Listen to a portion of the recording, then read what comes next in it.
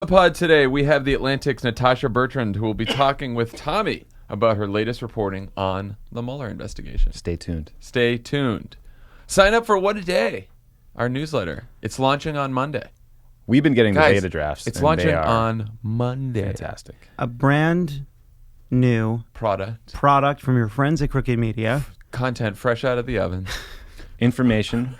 End of the light day, you're going to read this thing. Either you'll read it before you go to bed. You'll read it when you wake up. It'll give you a whole rundown of what happened and why it mattered. It's getting real good. You'll be smart. So just go sign up. Sign up. Great keep it this week.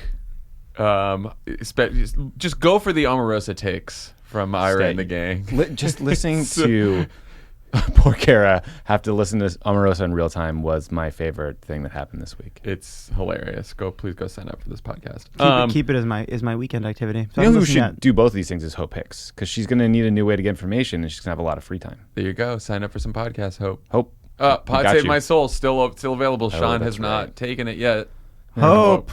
Well, let's go right into, let's talk about the latest White House Hope opera. Lovett. That was yours, That Lovett. was Lovett. It's a great joke. Thank you for using it. Lovett used it as the title for our beta newsletter last night, and I figured, why waste it just among the small group of people who got that newsletter? Yeah, this is content for more than friends and family. So anyway, I want to talk about Hicks. I want to talk about Jared. I want to talk about Sessions. All right, let's do it. Big night in the boardroom yesterday. Trump is reportedly angrier than ever, and he might do something crazy like slap tariffs on foreign steel. How many times aluminum. have we heard that he's more angry than ever before? More angry than ever before, and he Okay. might. Maybe he's an angry dick. He's got an itchy tariff finger. The idea that you would change America's international economic policy because know! you're mad about the news. And everyone's reporting this today like it's completely normal. Like, oh, he's really pissed. He might do those I'm tariffs. so pissed. Because he's mad at Jeff Sessions. My Like, dinner was what? terrible. Raise interest rates. Like, what are you talking about? What is happening? It's absurd. It's absurd. The other thing that was part of this Trump fit of peak coverage is dangerous moment. Trump has lost the people closest to him. He's steaming and wandering around the building all alone. Yeah. And it's all... Everyone is just... Those competent professionals who always pulled him back from the brink. Yeah, Right. without Lewandowski and Seb Gorka around, the man's loose. And his former bodyguard is the other one they keep naming. Yeah, where's Keith Schiller? He's just being paid out of a slush fund from the RNC right now. Okay. Great White House. Let's start with Hope, who quit yesterday after being one of Trump's closest and longest-serving aides, as well as his fifth communications director. The White House is publicly and privately telling reporters that Hicks had been considering leaving for several months, but she ultimately picked the day after admitting to the House Intelligence Committee that she told white lies for the presidents. Guys, coincidence? What do we think? Do we care? So Maggie Haberman was arguing with people about this on Twitter, saying yet the hearing the day before Hope left was not the reason she decided to leave. I believe Maggie because I'm positive that Hope teed up this story with Maggie days and days in advance of that hearing occurring. So on that literal question, it's true. But I mean, one, Hope should be smart enough as White House communications director to know that you probably shouldn't announce the day you're leaving after you spend 9 hours testifying in front of a congressional committee. Two, of course, the Mueller stuff is undergirding all of this. It sounds like the most miserable place in the world to work in this administration. It's a tough job anyway, but she's under real legal risk. Real serious legal risk. And I would want out of there too, because every day she hears Donald Trump talking about hating Sessions or whatever, she's further exposed. Yeah, I would say whether or not it's a specific coincidence around her testimony before the House Intelligence Committee, what is not a coincidence is that every single day she has worked as communications director for this president has been some combination of personal scandal, professional scandal, or legal scandal that has gotten worse and worse and worse. The other thing, as part of this Hope coverage, which has just been bugging me, is there is something inherently sexist in the way she is covered, that because she is young and pretty and a woman, there's this baseline assumption that she lacks agency, that she is that she doesn't have the same power or authority or responsibility as a man, and that she's just a passenger, as part of on the Trump criminality train. But she's not, and so even if there is this baseline sexism in the way that she's discussed publicly, her legal culpability is not affected by the fact that coverage doesn't treat a young woman as being as responsible as a man. Yeah. I mean, let's remember it was only about a month ago that former Trump legal team spokesman Mark Corallo quit and said that one of the reasons he left is because he believed that Hope may have obstructed justice when she said that the Don Jr. emails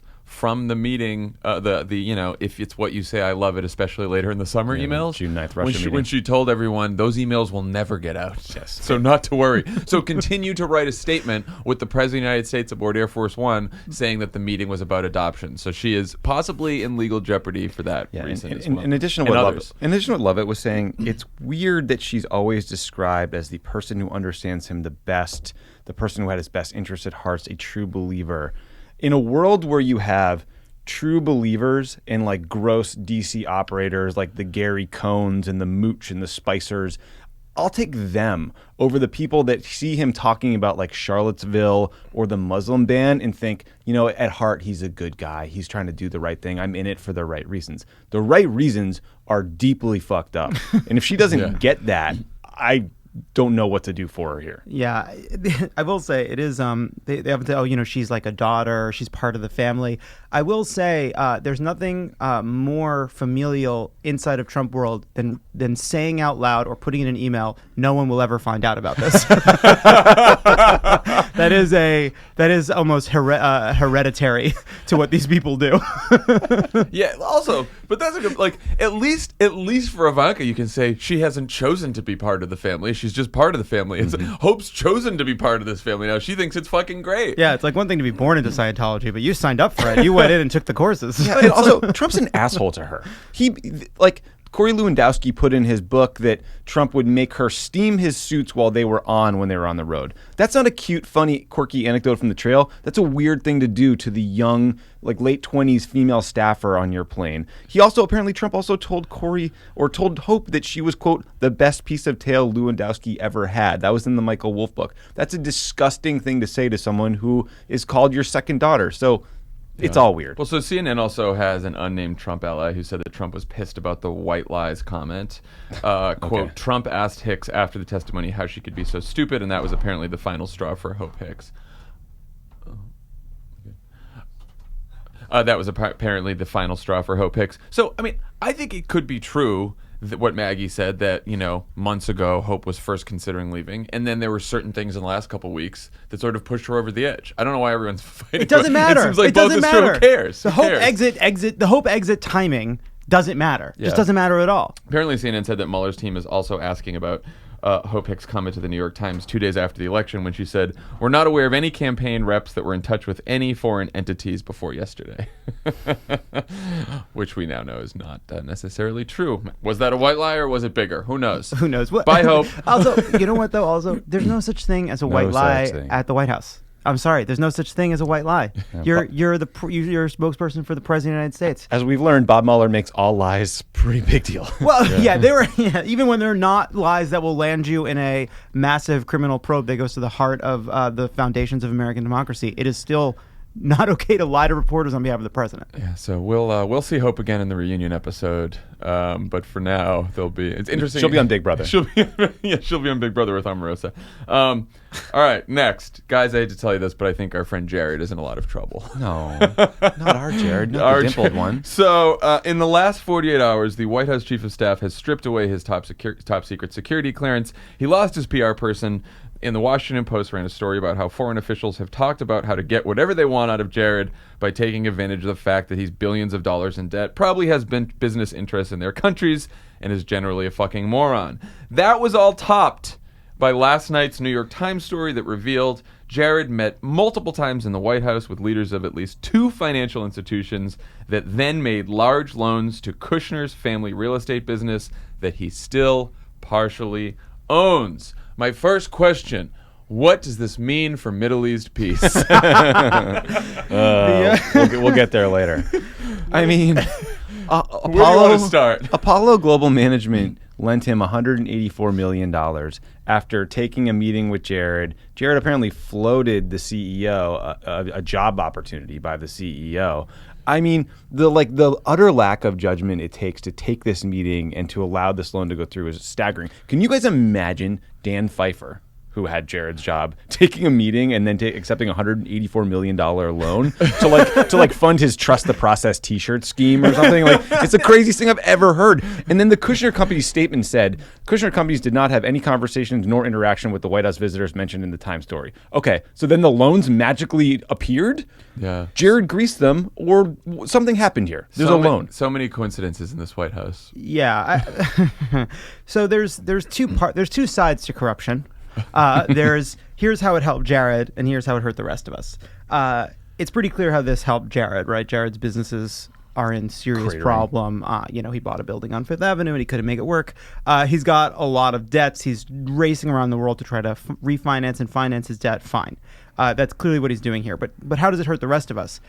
Donald Trump did an about face on a carried interest loophole that benefits all of these people that Jared has been seeking money from. And it was actually remarkable when Trump flipped on this, right? If you remember, he was one of the people on the camp. He was a populist, and he was like, we're going to make sure that these wealthy Wall Street types, they don't pay a lower tax rate than teachers, right? That's sort of the argument. That was always part of the plan, and then it just never was part of the plan. It never went into Trump's tax plan. And so what happened? Well, they have to get the money from elsewhere. So it means higher taxes for middle class people. It means fewer deductions for normal people, all because there was a culture in the White House in which Jared clearly could not piss these people off because he was so desperate. Though it's funny though, in this Trump White House, you're like, who is the culprit for the flip on the carried interest loophole? Could it be Jared meeting with financial institutions? Could it be the fact that he has the head of Goldman Sachs running his economic policy? Could it be Paul Ryan and Mitch McConnell, who laughed when they heard about the carried interest loophole? Fuck no, we're never going to do that. It could have been any of them. Corruption clue. It's murder on the Orient Express. They are the carried interest loophole. They all did it. Spoiler. But look, there's a lot of focus on Jared loses security clearance. Is he going to step down? Is he going to stay? Is he mad at John Kelly? Is John Kelly mad at him? But all that aside, it seems like Jared could be in some real legal trouble with Bob Mueller here. Man. Marcy Wheeler wrote a piece in the New York Times asking if Jared's going to be the next indictment on a conspiracy to defraud America charge, which is the charge of choice for Bob Mueller. And also, it's just so predictable. Yeah, this is why you don't go into a White House job without just getting rid of all your companies and business interests, and why when you have massive debts, it's seen as a liability for, say, a security clearance process, or these things are all disclosed. Yeah. I mean, just there's so many pieces of this that are hard to understand. We can't trust any decision that these people make. There was a story that Rick Perry is jetting off to meet with the Saudis because we're going to help the Saudis get nuclear reactors. It's in a big problem. Well, how does this fit in with Donald Trump's business interests? How does this fit in with Jared Kushner's business interests? Did any of this stuff come up when Jared was going over to Saudi Arabia, when we know that these are some of the people he's seeking loans from to buoy up his business so he doesn't run out of money while he's sitting in the West Wing? I mean, remember, Manafort and Gates were charged with the conspiracy. It was in the guise of pursuing foreign policy on behalf of the United States, they were actually serving the interests of themselves and foreign governments. And that is what Jared's involved in, is the Washington Post story too. He's been conducting foreign policy both before the administration started, during transition, and since then. And the question is, if he was doing that in the guise of helping America, but actually helping his own family's interests, or helping a foreign interest because all these other countries now think they can trick him, then he's going to be in really fucking big trouble. And we already know that his sister was out there hawking visas for a $500,000 investment. No immigration to the United States unless you can pay Jared. That's a clear policy. We want to cut immigration, except if you have $500,000 and you're a Chinese investor who wants to pay the Kushners off. Then you can come here. You are not a shithole country in that scenario. Unbelievable. So can he, just on the security clearance thing, Tommy, so we haven't talked about this yet. Can he do his job without a security clearance? Was he ever doing his job? I don't think so. I mean, as far as I can tell, his job he's the Middle East peace envoy. LOL. He deals with relations with Mexico, which is a big security relationship. He deals with China in some form or fashion, and he's like a floating big shot advisor who likes to go to the PDB and demand intelligence. If you've been downgraded from a TSSCI clearance, a sensitive compartmented information clearance, to a secret level, you can't do any of those things. You could certainly go into a room and have a negotiation and talk about technical details, but most of the time when you go into negotiation with any country, you've been given every piece of intelligence about the person you're meeting with, what they've been saying, what their position is, what they think their position is, like ways to convince them. And if Jared can't access that stuff, it's a huge problem. Well, this is a bit, look, this is like The Princess Bride. Jared is a master. And basically what he's going to show all of us is that he can do this left-handed. He doesn't need the information. He's a gut guy. This is a guy that sits across from a table. He sees inside of our adversaries, and he knows what they want. He knows how to get them what they want while getting America what America needs. He's a track record of success. Absolutely. I mean, this is a person at every phase of his life, he has defied the naysayers, defied expectations. I mean, that is true. And that is fair. That is. I rate that as true.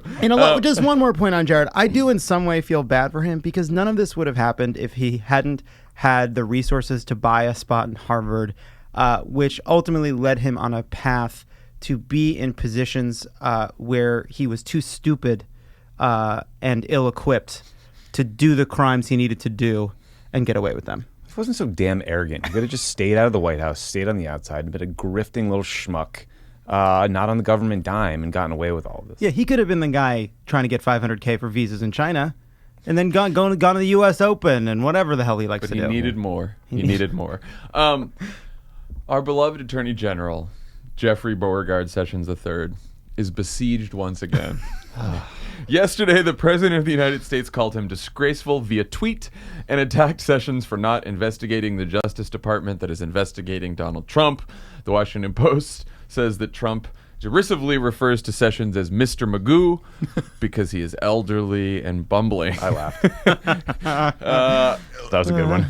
So much news happened on Wednesday that the Trump tweet about Sessions in the morning sort of faded away by the end of the day. Seems like a pretty big deal, though, guys. Seems like possibly a bigger deal than Hope Hicks leaving. Of course, who can forget the episode of Mr. Magoo where he tried to stop civil rights groups from helping black people vote. Are we in the position of rooting for Jeff Sessions? It's funny, Trump calls him disgraceful in a tweet, and then Jeff Sessions goes out to dinner with Hot Rod Rosenstein and the number 3 at the DOJ. Solicitor General, and the whole DC establishment is like, ooh, look at this burn and it's response. A signal. It's an is image. It a signal? Maybe they're just having fucking dinner. They're telling Trump that this is what he has to deal with. He doesn't care. He's not a rational actor in this. He's going to, spout off and fire whoever the fuck he wants to fire. Apparently, Sessions hit back in the DC term by releasing a statement that was like, I will continue to do my job with integrity.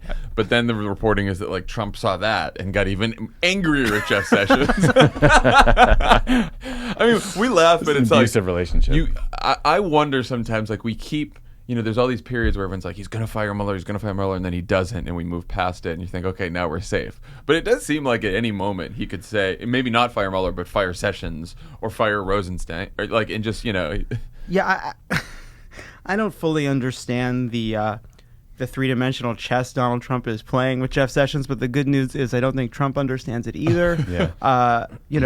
The fact that we're at a point where the Attorney General is getting dinner with other Justice Department officials, and this is seen as a rebuke to the president, is quite a place to be. A couple of fucking shared plates, and these guys are to the barricades. Yeah, I mean, I guess to continue your metaphor, the chess that Trump is playing is that he knows that his queen is that no matter what he does, Paul Ryan will just pull the covers over his head and hide from it and pretend it never happened. So there will be no accountability if he fires the whole goddamn Justice Department. Yeah. No, he's got some backup. But fortunately, Bob Mueller soldiers on. We're starting to get more leaks about the investigation this week. Yesterday, we learned that Mueller has questioned witnesses in detail about Trump's private comments and state of mind over the summer when he tried to publicly bully Sessions into quitting because Mueller thinks perhaps that might be obstruction of justice. Perhaps he wants his attorney general to quit so he can replace him with someone who will shut down the Russia investigation. Why do we surmise that? Maybe because he's told us multiple times in public to Lester Holt, Lester to a Holt's bunch of deposed. Russians that visited the Oval Office, to anyone who will listen. I don't know. Seems like an airtight case to me. It's amazing. Like, what is there even to say? Yeah, of course he's looking into this. He's also, apparently Mueller's also asking witnesses about whether Trump was aware that Democratic emails had been stolen before that was publicly known. This goes back to, again, why was Mueller asking that question? Perhaps because in late July, Trump got up at a press conference and said, Russia, if you're listening, go find all of Hillary's emails. Yeah, he was kidding, John. And also Roger Stone, who had said Podesta's in the barrel. Podesta's time in the DMing barrel WikiLeaks. is coming soon. Time in the barrel. This is another place where Mueller's prerogatives and the media's prerogatives are different. Similar to Hope in that, there may be inherent sexism in how Hope Hicks is treated. There's also an inherent bias towards newness and how the media newness and how the media treats these stories. And again, Robert Mueller doesn't care that Trump wanting to obstruct justice or asking the Russians to hack is not new, or that he did it publicly and it doesn't need to be uncovered via some sort of investigation. It goes to the legal issues, not the interestingness for DC reporters. Yeah. And if you can't see the line now between Papadopoulos finding out that the Russians had a bunch of stolen, hacked emails that they're going to disseminate, which we now found out from the Schiff memo that it was not just him knowing about emails, but knew that the Russians were going to disseminate them, and that he didn't go back to the campaign and tell them, and it didn't get back to Trump, and then Trump is now hiding from the federal government the fact that Russians are about to hack and disseminate emails, and then tries to obstruct the investigation into it. That's the crime, guys. That's conspiracy to defraud. That's obstruction of justice. Yep. That's what that's everything. Yeah, I mean the gun is still the gun was smoking. It just stopped. The gun was fired so long ago that the smoke has cleared. But Mueller saw the smoking gun. The gun was smoking. And to tie a little bow on the smoking gun, the NSA director is at a hearing Trump hasn't given me the authority to go after Russia to try to deter this. I mean, what are we doing? And meanwhile, after he gets into office, his whole administration is just grifting every single day. Ben Carson's decorating his office with $31,000. He's got a Restoration Hardware going over at HUD. I mean, it's just the corruption. It runs deep. You don't have to be a voter who cares about the Russia investigation itself to believe that this administration is deeply corrupt and taking advantage and wasting taxpayer money and taking advantage of their power while everyone else is struggling to get higher wages. There you go. There's Center for American Progress to my right. There you go. Well, all I was going to say before I was looking at a message document from the party is another bias that Mueller doesn't have to have is this all doesn't need to connect into one grand story from that goes A, B, C, D all the way to Z. There are many interlocking behaviors on the part of these people that could be different and unrelated crimes, right? I mean, we have a ton of financial shit going on with Jared. We have the Manafort stuff. We have the Flynn stuff. We have the Trump collusion stuff. We have the obstruction of justice stuff. We have what Don Jr. was doing at the meeting. These are all different things. They don't need to it doesn't have to be one super crime, right? They don't need to assemble into one super bot, whatever. Yeah. It all flows from the top of a president who refused to divest from any of his business interests, who wouldn't release his tax returns, who didn't take any of the basic ethics steps or disclosure steps or transparency steps that are required of a president. Everyone took their cue from Trump. And his utter indifference to ethics and rules and norms, and acted accordingly. Yeah, that is the super crime. I disagree. I think it is all one thing. It is all corruption. It is all the Russia, the business interests, this fucking spending money on your office. It's all one. Right. Thing. It's all one. They're all trying to defraud America. Yeah, absolutely. But Flynn trying to kidnap a green card holder out of Pennsylvania. No, that's just a fun side project. For Manafort's rug shit. Jared desperately needing loans. You could get rid of all of that, and there's still a whole other basket of Trump-related crimes. It's the Committee to Defraud America. Committee to Defraud America. That's all I was making. It's a treasure trove of crimes. That's what you're trying to say. I know we don't predict, but how does Jared survive this? He doesn't have a clearance. He can't do his job. John Kelly hates him. These loans, this is staggering corruption. No, if you're Jared, you wait for, and you know, you don't get tripped up by any more stories or Bob Mueller or John Kelly. You wait for a couple weeks or a couple months from now when things are quiet, and you say Ivanka and I are heading back to New York, and that's that. Yeah. And also, why his PR guy just resigned 2 days ago too. all of this is part of a larger story in which Paul Ryan has not done anything to hold these people accountable, because the reason he shouldn't survive is once a story like this breaks, there should be, what do they call them? These things they used to have them in Congress called hearings. They would call Oversights. hearings and oversight. He'd be subpoenaed. There'd be an investigation. So you wouldn't be able to just hide from the news. Well, speaking of which, there was a story right before we started recording that apparently we found out now that the House Intelligence Committee, led by dumb Devin Nunes, decided to leak Mark Warner's private text messages to Fox News to try to impede the Russia investigation. These were text messages with these are text messages with Christopher Steele, that wrote the dossier, which the Republican head of the Senate Intel Committee knew about. Everyone knew about. It was not a scandal, which, good enough for the Republicans. Marco Rubio, Burr all came out and said, no, this is ridiculous. This isn't a scandal at all. And now we found out that the House committee, Nunes, actually leaked these to Fox News. And so Richard Burr, Republican of the Senate Intel Committee, and Mark Warner have a meeting with Paul Ryan to tell him, can you fucking believe that your guy who's running the House Intel Committee leaked private text messages of a U.S. senator to Fox News? And Paul Ryan's response was, well, I don't run the committee. Yeah, Paul Ryan took the form of a squirrel and ran up an oak tree.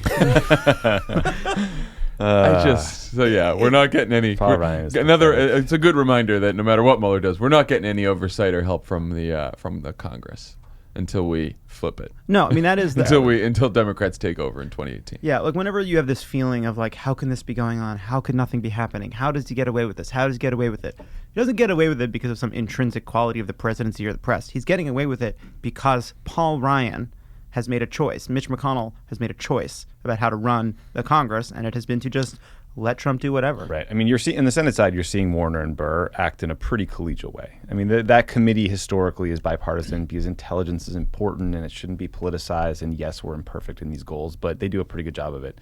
Devin Nunes has been allowed to run wild by Paul Ryan, and he's humiliated himself time and time again, and yet we still let him drive news cycles, create bullshit memos, leak messages that were disclosed to him by Mark Warner. Like there's nothing untoward about Warner trying to reach out to have conversations with a potential witness. Devin Nunes dispatched his own lawyers to London to harass Christopher Steele. So I don't even get what the issue is. Well, they're trying to make everything. It's a strange thing where anything Obama did to investigate what is an incredibly important issue, which is Russian interference in our democracy, is now seen as partisan. Anything Mark Warner did to investigate is seen as partisan or inherently wrong. They're trying to.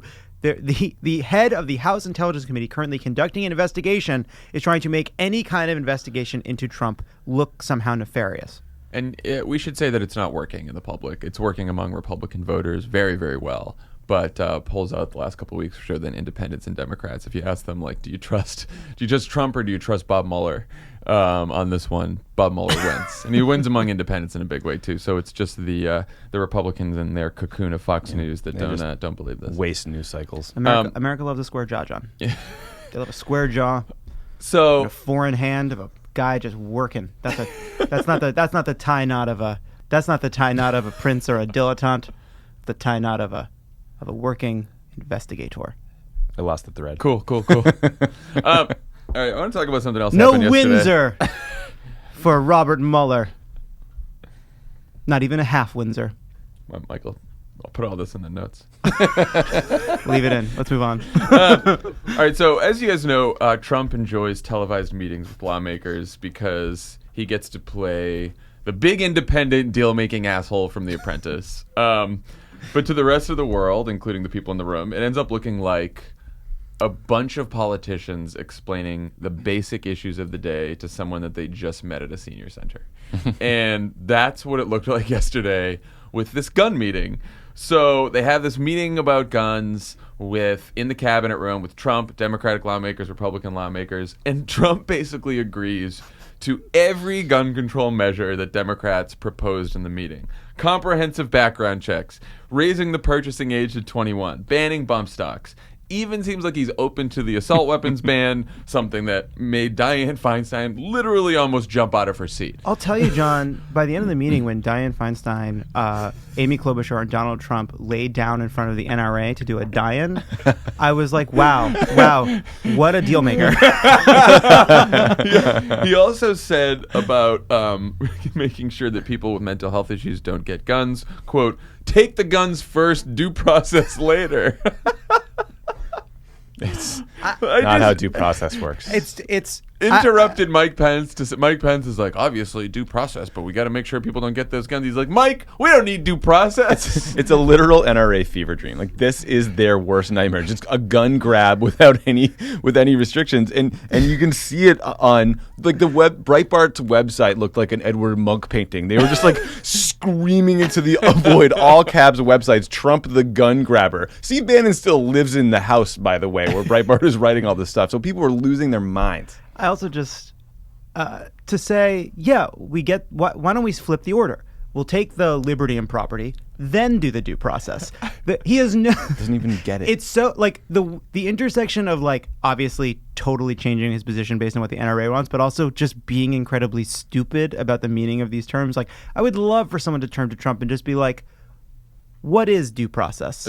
What is it? What do you think it is? You know, so there were some people yesterday on Twitter, and I mean, obviously, like he did this before. He did this in an immigration meeting months ago, in multiple immigration meetings, where he said, you know, I love the Dreamers, I love DACA, we're going to fix it, and then, you know, now he's never going to do anything about it.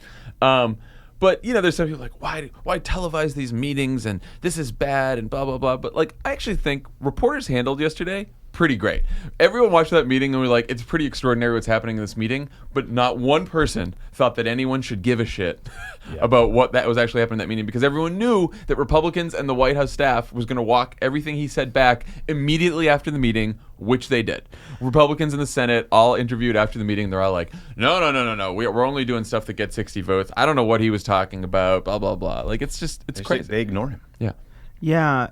So there's the part in which obviously Trump is not a good faith actor. You know, I don't think that's true. We don't know how much of what Trump is saying he really thinks at the time, or he wants to put on a good show and just be a pleaser, and knows that when he gets back, you know, Kelly and the rest of the goons at the White House will tell him why he can't do what he actually said he would do, and he knows that's going to happen, versus Donald Trump is in a cycle where in the moment he doesn't have any policy positions, and he thinks that sounds smart, that sounds reasonable. He did not just come to this meeting with the kind of bromides he came to the Dreamers meeting with. I mean, he was in the details of a policy, at least by his standards. He said, if an 18-year-old and a 19-year-old and a 20-year-old can't buy a handgun, why should they be able to buy an AR-15? That is a very reasonable question, right? That is a question born of having thought about the issue for a few minutes. At least watching people on the news talk about the issue. But it's better than usual, right? It was more nuanced and thoughtful than he's ever been on any other issue. So I don't know what you do when you have a guy that seems amenable to these things, but then is captured after by the news he watches and the people around him. I know what you do. You win back the Congress. Because right.